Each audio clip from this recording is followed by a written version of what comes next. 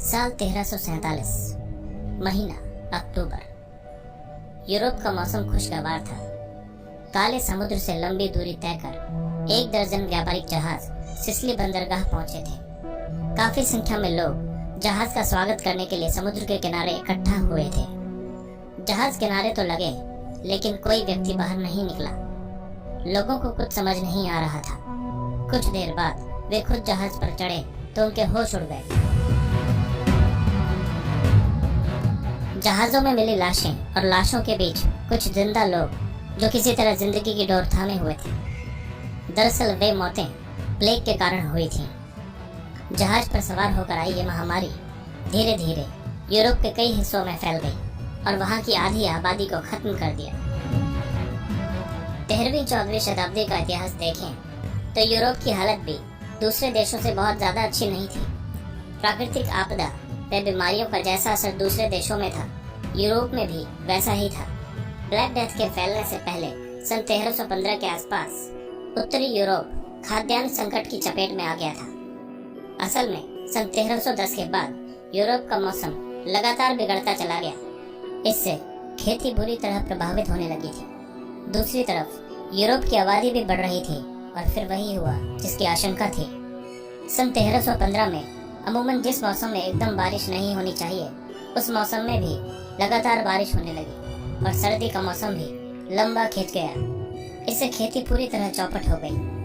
कहते हैं कि उस दौर में अनाज की किल्लत इतनी बढ़ गई थी कि जिनके पास अनाज था वे 300% तक दाम बढ़ा चढ़ाकर बेचने लगे थे। जिनके पास कोई साधन नहीं था वे भूखों मरने को मजबूर थे। भूख की वजह से उत्तरी यूरोप के लाखों लोगों की तड़प तड़प कर मौत हो गई थी। इतनी बड़ी त्रासदी से उबरना आसान नहीं था, फिर भी किसी तरह यूरोप इससे उबर रहा था। लेकिन किसी को भी पता नहीं था कि इससे भी बड़ी त्रासदी दस्तक देने जा रही थी। ब्लैक डेथ को दुनिया के इतिहास में सबसे खतरनाक महामारी के नाम से जाना जाता है। इसके कारणों व परिणामों पर तमाम तरह के शोध हुए हैं। कमोबेश सभी शोध इस बात की तस्दीक करते हैं कि ये महामारी चीन से शुरू हुई थी। चीन में ये रोग कैसे शुरू हुआ, ये अब तक एक रहस्य है। लेकिन उस दौर में चीन में कई बार प्लेग फैला था। सन 1340 के बाद फिर एक बार चीन में प्लेग का कहर बरपा, लेकिन इस बार ये चीन की सरहद तक सिमट कर नहीं रहा। व्यापार में सहूलियत के लिहाज से मध्य एशिया व दक्षिण यूरोप के बीच संपर्क स्थापित करने के लिए सदियों पूर्व थल व जल मार्ग विकसित किया गया था, जिसे सिल्क रोड कहा जाता था। सिल्क रोड इसलिए क्योंकि उसी मार्ग से सिल्क का व्यापार हुआ करता था।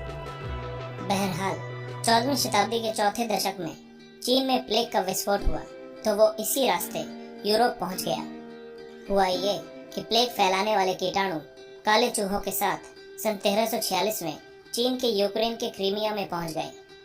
क्रीमिया से जब सामान से भरे जहाजों को इटली के सिसिली पोर्ट के लिए रवाना किया गया तो प्लेग के ये कीटाणु चूहों के साथ जहाज पर सवार हो गए। आगे बीमारी के संक्रमण से जहाज में बैठे लोगों की तबीयत नासाज होने लगी और कई लोगों के प्राण पखेरु जहाज में ही उड़ गए और कईयों की हालत बेहद गंभीर हो गई।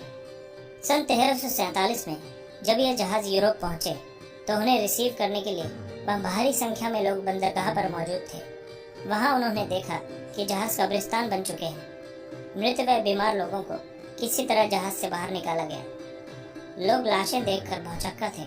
उन्हें समझ नहीं आ रहा था कि आखिर ये सब क्यों और कैसे हुआ।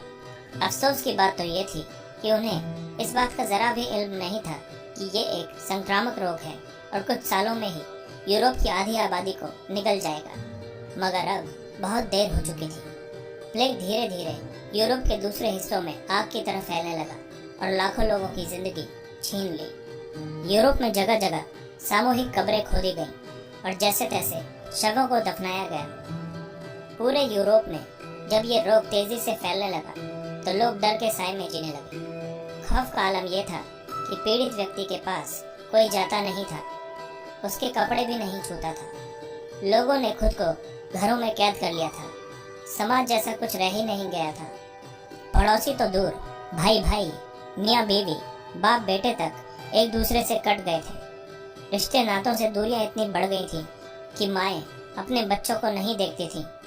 मानवता नैतिकता नाम की सारी चीजें खत्म हो चुकी थी, क्योंकि उस वक्त प्रशासनिक अफसरान भी इस बीमारी की जद में थे, तो प्रशासनिक कदम नहीं उठाए जा रहे थे।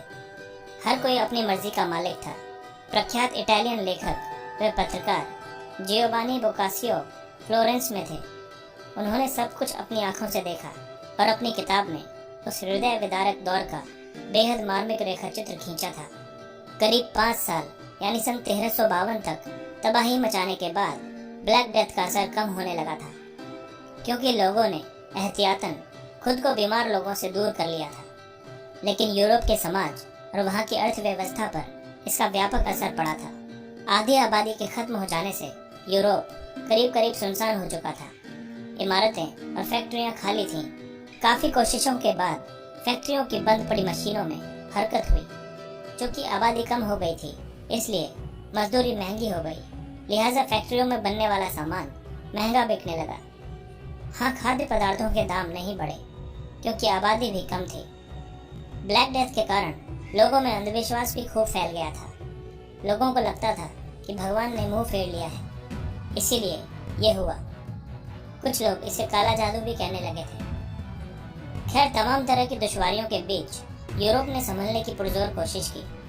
कला, संस्कृति और शासन के क्षेत्र में यूरोप के लोगों का जीवन दोबारा पटरी पर लौटा। बस वहां तक पहुंचने में उन्हें सैकड़ों साल लग गए।